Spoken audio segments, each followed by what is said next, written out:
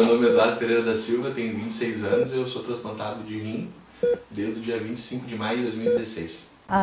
Eu sou a Elda Nara Vidal Nunes, tenho 52 anos e tenho efizema pulmonar com deficiência de alfa-1 antitripsina. Meu nome é Cristiane Tubino, tenho 44 anos. Meu pai faleceu há 2 anos esperando um transplante na fila. Meu nome é Rejane Bueno da Silva Milanese. Eu tenho 54 anos e a gente fez a doação de órgãos da minha filha Laura Milanese, de 20 anos.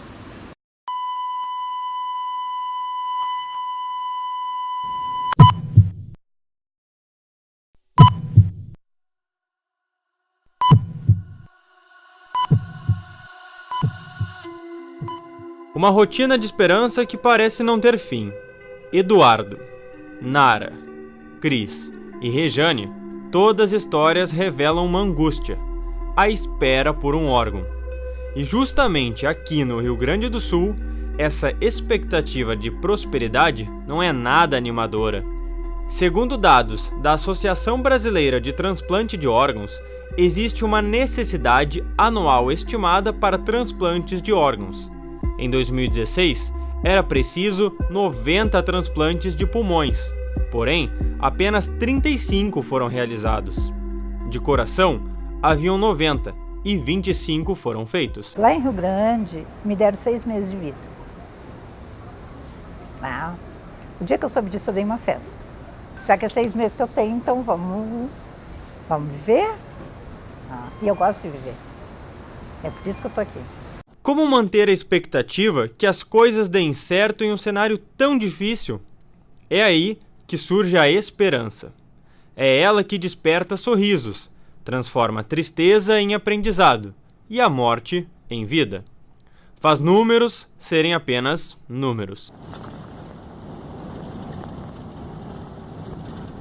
Saímos sábado à tarde de Porto Alegre com destino a Rio Grande para conhecer a história de Eduardo. Ele e a família contam o que mudou na rotina depois de saber que precisaria de um transplante de órgão e como renascer através da doação. Oi. Olá. Bom. Cansaram de vir até aqui? Aí comecei a me sentir mal. O pai me levou no posto de saúde do Cassino. E aí o médico disse que pela idade não teria problema de pressão, não teria nada. Aí o pai disse pra ele, não, então se ele não tem nada, me assistir naquela liberação e mandei ele embora. Eduardo sabia que algo podia estar errado e procurou a opinião de um outro especialista. O pedido de um segundo exame e a notícia que ninguém queria receber. Só que no exame apareceu creatinina alterada. Eduardo passou a se tratar em Porto Alegre por conta própria, algo que exigia muito dinheiro, pois todas as consultas e exames eram feitos em clínicas particulares. E aí ele disse pra nós assim, Eduardo, teu caso é um caso que futuramente precisa de transplante. Então por aqui comigo particular, pagando consulta, acho que é R$200 a consulta, mais a passagem que a gente ia para Porto Alegre, não adianta, porque aqui eu só posso ler teus exames e te indicar depois para o tratamento. O interessante é tu conseguir começar o tratamento pelo SUS, porque daí eu mesmo vou te atender lá. Hoje no Brasil, são 33.256 pessoas esperando por um transplante. Desse número, 20 mil aguardam por um rim. Catiane faz parte da organização de procura de órgãos da Santa Casa de Porto Alegre. A enfermeira explica que a lista do SUS garante a igualdade na espera por um transplante. A lista, ela é única, não importa se tu é convênio, se tu é SUS particular, se tu é prêmio, Gold, Master, tu vai entrar numa mesma lista. Eduardo e Daniele não esquecem o dia em que receberam a notícia que mudou completamente os planos do casal. A rotina nunca mais foi a mesma. E o momento que a gente mais se desesperou antes do transplante foi ver ele, um rapaz de 25 anos, com 1,80 m de altura, pesando 66 quilos. Foi bem difícil. Bem complicado. Eduardo continuou o tratamento por 1 ano. Depois desse tempo, o rim piorou. Foi nesse momento em que começaram as buscas por um doador compatível na família. No momento, ninguém estava apto. Com a piora no seu estado, ele não esperava receber uma boa notícia em breve. Mesmo assim, a esperança continuava viva.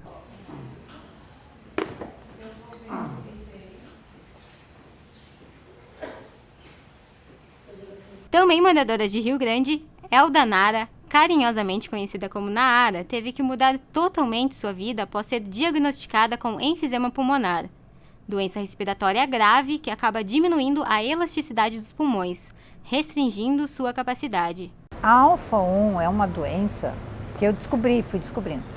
O meu primeiro diagnóstico foi de enfisema pulmonar, certo? Porque eu fumei durante 33 anos. Tá? Quando eu resolvi parar de fumar, 2 anos depois eu descobri a DPOC, ou seja, enfisema pulmonar. Naara passou mal durante uma viagem e procurou um médico. Ele disse: eu não enxergo o teu pulmão, o teu esquerdo não tem. Bom, diante disso, a gente correu, ele me encaminhou para um pneumologista, eu fui. O pneumologista nem chegou a me ver, ele me mandou direto para um cirurgião torácico. Chegando lá, o diagnóstico não foi confirmado. Ele sabia que eu tinha alguma coisa no pulmão, mas não quis me dizer.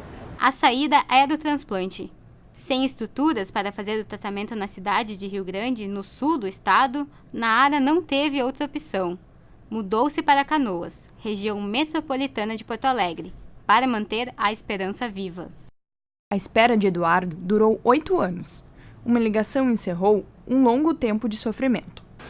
Me ligaram e das umas 10h20 dizendo que tinha um órgão compatível comigo em Porto Alegre, era um órgão bom, tinha feito biópsia, que não tinha nenhuma doença viral, mas que eu era o segundo paciente da Santa Casa, e de 3. Um era paciente de outro hospital e eu e mais outro da Santa Casa. Aí acho que 5h15 da manhã ela me retornou.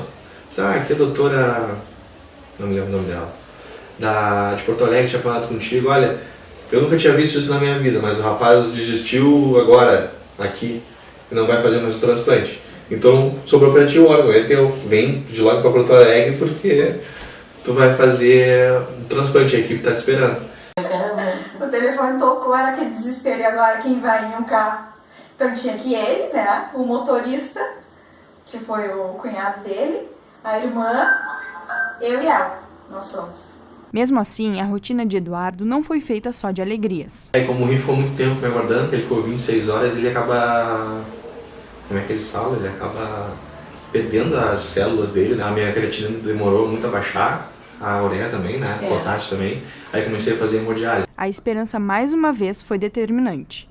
Aí lá na 4ª hemodiálise eu tava ligado na máquina, eu tinha que dizer para as gurias, me desliguem que eu tô me mijando. Aí tinha que correr pro banheiro e comecei a fazer xixi. Aí disse: isso é um sinal que o teu rim tá começando a funcionar. Esperar por uma doação de órgão altera toda a rotina de uma pessoa, de toda uma família. As complicações aumentam e as tranquilidades diminuem. Morar no interior do estado é pior ainda. Para realizar exames periódicos e ter um acompanhamento médico, é preciso estar próximo à capital, pois, caso seja possível, um transplante, é essencial que o paciente esteja algumas horas do hospital. O pulmão e o coração são órgãos que a gente não consegue muito, assim, porque o doador, ele não pode ser, não, né, tem uma determinada idade, não pode ser muito velho, então para doar. São órgãos bem sensíveis, então às vezes a família autoriza a doação dos órgãos, de todos os órgãos, e aí quando eles vão fazer a remoção, eles acabam vendo que o coração já não está mais em condições de ser aproveitado em outra pessoa, ou que o pulmão já não está mais em condições, então às vezes na hora da retirada eles acabam vendo que esse órgão não vai dar para usar, sabe? Diferente do fígado e do rim, que é os que a gente mais consegue doadores, assim, mas coração e pulmão ainda é difícil. O Rio Grande do Sul é um dos estados que mais possui potenciais doadores de órgãos. Só nesse primeiro trimestre, 196 famílias foram notificadas que poderiam fazer a doação de órgãos dos seus familiares. Mas desse número, menos da metade realmente efetivou as doações. Enquanto a negativa familiar não diminui, 1.307 pessoas esperam uma segunda chance, mantendo viva a rotina da esperança.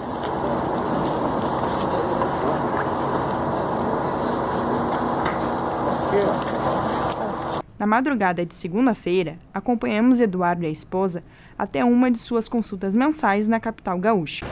Há 8 anos, ele faz o percurso de 10 horas entre ida e volta. Desde que descobriu os primeiros sintomas da doença renal, as viagens se intensificaram. Eduardo costuma sair durante a madrugada de Rio Grande e chegar no início da manhã. O trajeto de volta normalmente ocorre no mesmo dia à tarde, após as suas consultas médicas. No total, são quase 670 quilômetros percorridos em menos de 24 horas. Chegamos na capital gaúcha às 6 horas da manhã e fomos direto para a Santa Casa. Eduardo esperou para pegar uma ficha de atendimento e realizar os exames de rotina. A consulta será apenas de tarde e o casal aproveita para tomar um café e descansar da longa viagem. Outra parte da nossa equipe foi até Canoas para conhecer a casa onde Nara vive enquanto espera por um pulmão. O local fica próximo ao metrô, que leva até Porto Alegre. Ela não pode usar o transporte público por causa das grandes rampas de acesso que levam até a estação.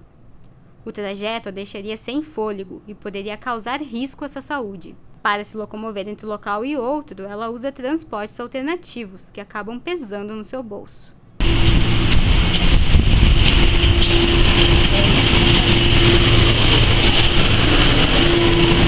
Nara leva uma rotina simples, em uma pequena casa alugada de 2 quartos onde vive com um de seus filhos. Além dos compromissos semanais com a fisioterapia e consulta médica, Nara também tem os mesmos problemas, medos e responsabilidades de qualquer outra mãe e dona de casa. Porém, precisa fazer o dobro de esforço para cumprir cada tarefa. Eu cuidava de pessoas. Cuidei do meu pai, cuidei da minha sogra. E quando meu pai morreu, eu meio que fiquei sem chão.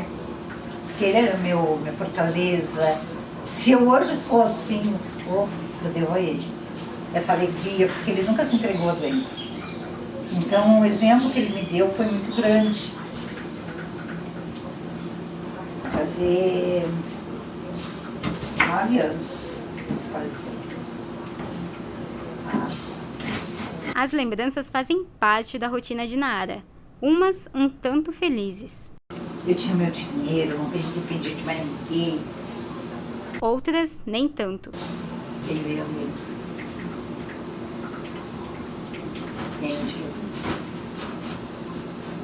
Aqui reforçando a segurança do Palácio Presidencial. Evaristo. Ok, Gilfonda, muito obrigado pelas suas informações, um bom dia para você e um bom trabalho também. A gente continua aqui acompanhando a operação da Polícia Federal, novidades, a gente pode voltar a qualquer momento ao longo da nossa programação e a cobertura completa, claro, no Jornal Hoje, a partir da... Hoje, Nara conta com a ajuda do marido para se manter em Canoas. Mesmo com todas as dificuldades, ela sempre ressalta a sorte que tem em contar com a força do seu companheiro, o seu braço esquerdo. A cada 15 dias, ele faz uma visita, momento para diminuir a distância e matar a saudade.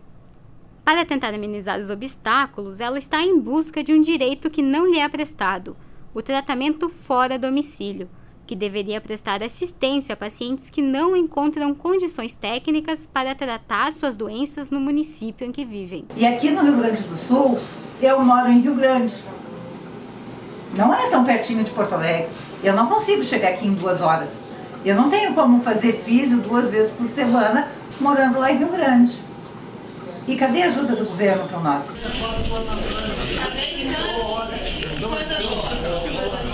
Depois da consulta com o nefrologista, Eduardo já deixa marcado seu horário para o próximo mês, onde deve novamente repetir a rotina de vir a Porto Alegre para fazer seu tratamento pós-transplante.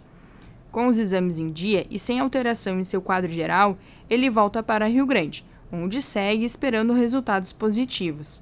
Ele sabe que precisa enfrentar muitas batalhas, mas o amor e a esperança deixam tudo mais fácil. Apesar de 60% das pessoas que estão na lista de espera para receber um transplante de órgãos conseguirem a sua doação, 40% não têm a mesma sorte e acabam falecendo. Neste momento, nós vamos entrar aqui no apartamento para conhecer a Cris, que vai nos contar a história de vida de seu pai, que infelizmente acabou falecendo no momento da espera. Meu filho, que hoje tem 21 anos, foi dormir na casa dele e no outro dia me ligou e disse: mãe, precisamos levar no médico, ele não dorme, ele tosse o tempo inteiro. Fomos junto com ele no médico. Quando nós chegamos no médico, o médico então começou a pedir exames. Na volta dos exames, que ele estava achando que estava com câncer, fomos todos também no médico junto, e ali o médico já disse que o tratamento dele seria inevitavelmente um transplante. Sérgio Tubino ficou na lista de espera por 7 meses e, apesar de todas as complicações, sempre mantinha a esperança e o pensamento positivo. Quando ele descobriu que ele precisava fazer o transplante, ele não queria fazer. Ele dizia que não ia fazer, que não queria passar por aquilo, que não ia fazer, que não ia fazer, que não ia fazer. E em novembro, então, ele entrou para a fila. Foi uma comemoração, assim, como se ele tivesse ganho uma expectativa de vida diferente, né? O número de doadores de órgãos como coração e pulmão está sofrendo um declínio em todo o Brasil. O pulmão, órgão que o pai da Cris esperava, teve a queda mais preocupante. Hoje no país, o número de transplantes para esse órgão caiu 30% em comparação ao ano anterior. Porque a doação é o aproveitamento dos órgãos de alguém que não precisa mais. Para entendermos melhor a importância da doação de órgãos, viemos conhecer hoje a Rejane, que doou os órgãos da sua filha Laura, que teve morte encefálica em fevereiro deste ano devido a complicações de uma doença genética.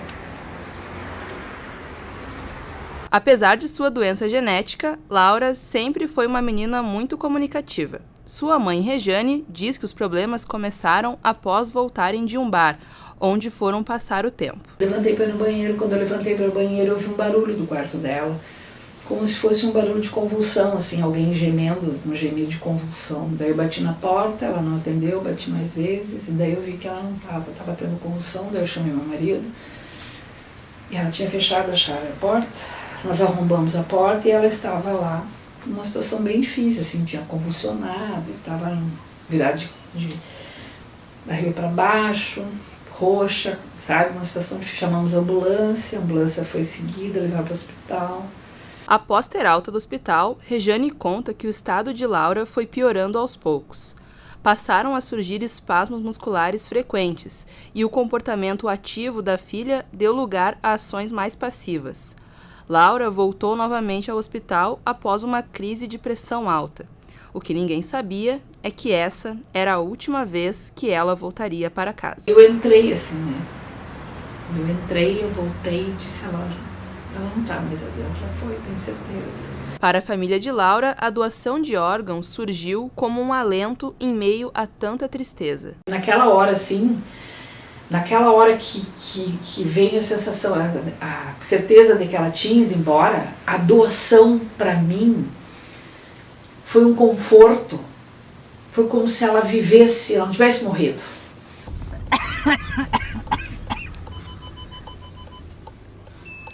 Ânimo é o que não falta para a Nara enquanto espera o momento de ser chamada para fazer o transplante. Acompanhar a rotina da cabeleireira nos proporcionou emoções e surpresas, assim como quando ela revelou qual sonho gostaria de realizar. Quero fazer um book, quando vocês quiserem, pode me chamar que eu venho. A primeira vez que a gente se encontrou, Lembro. o que tu falou pra gente? Que tu tinha 3 sonhos. Um era fazer o meu book. Mas não é hoje, né? Gente, eu não acredito. Nossa surpresa, nosso presente pra ti. Alunos de fotojornalismo do Centro Universitário Ritter dos Reis estavam aguardando Nara no estúdio. Isabel trabalha no Hospital Santa Casa e vê de perto a espera de 1.200 pessoas por uma doação. Quero muito que ela receba a segunda chance dela. A rotina da esperança pode ter caminhos bem diferentes.